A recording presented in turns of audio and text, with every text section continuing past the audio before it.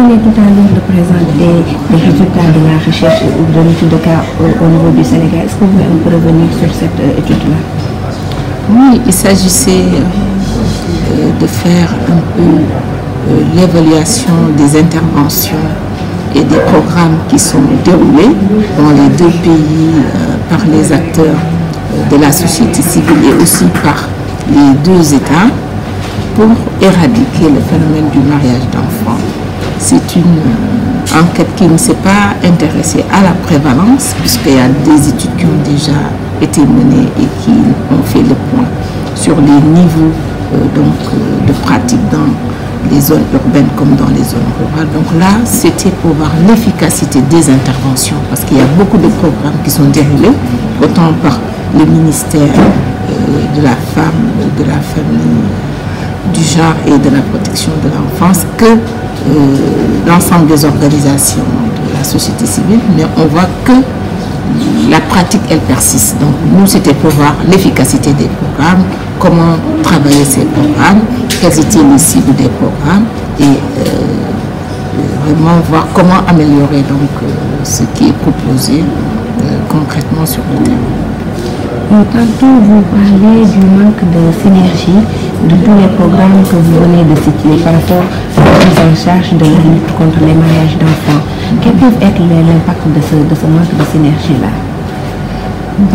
Le manque de synergie, effectivement, c'est quelque chose qui a été constaté et ça impacte l'efficacité des actions. Ça fait que c'est des actions qui ont des résultats parcellaires. Et ça fait que les cibles ne sont vraiment pas atteintes, on n'a pas le résultat qui est escompté. En fait, si on revient sur la position juridique relative au mariage d'enfants, on note une certaine ambiguïté dans les textes. Est-ce que cela ne pose pas un problème par rapport à l'élimination de ce fléau? Tout à fait. Moi, je pense qu'il faut vraiment une législation qui est claire à ce propos-là et un alignement aux standards internationaux qui est de 18 ans pour l'âge du mariage et peut-être arriver même à ce que les acteurs réunis ici ont proposé, c'est-à-dire arriver à élaborer un code de l'enfant, qu'on puisse définir qui est un enfant, à quel âge on n'est plus enfant et qu'est-ce qu'on peut faire ou ne pas faire avec les enfants, notamment le mariage.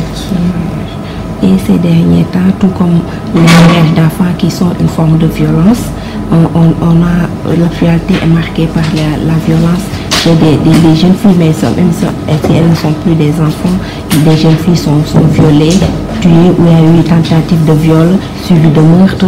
Qu'est-ce que vous en dites, vous, en tant qu'actrice de la promotion des droits des femmes?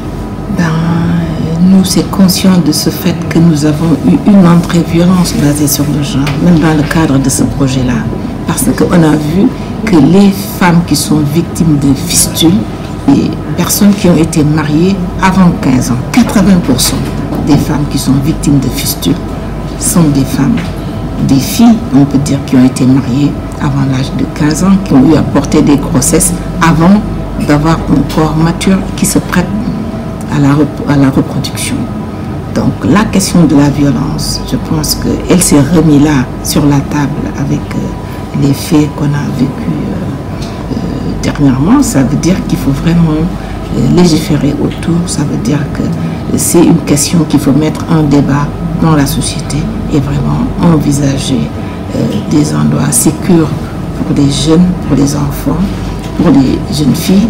Faire de ces jeunes vraiment des sujets qu'on les considère comme des sujets, comme des personnes à part entière qui ont leur mot à dire et qui ont droit à une sécurité, à une intégrité et qu'on puisse vraiment poser les actes qui vont nous amener à des vraies solutions. Cette série de meurtres notés ces derniers temps ont fait naître un mouvement spontané, le collectif contre les violences faites aux femmes et aux enfants, le FADOY. Quel message leur lancez-vous? Je pense qu'il faut continuer, il faut être mobilisé, il faut pouvoir sensibiliser les personnes, qu'on sache que les acteurs de ces fêtes-là sont parmi nous et qu'il faut vraiment une grande campagne d'information, de sensibilisation sur tout le mal que font ces violences-là au niveau des jeunes filles. Je pense qu'il faut que nous tous on reste mobilisés autour de la question et que le débat soit posé avec les acteurs qui peuvent ou qui ont en tout cas la charge d'amener des solutions à ces questions-là, notamment les communautés, l'État et tous les autres acteurs de la société civile.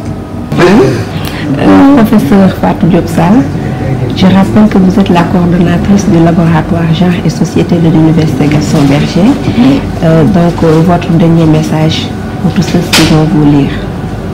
Sur la question des violences, sur la question des mariages, je pense que c'est des questions de droits humains qui doivent être prises en charge par les États. L'État est le premier acteur, je pense, qui doit vraiment assumer ses responsabilités sur ces questions-là.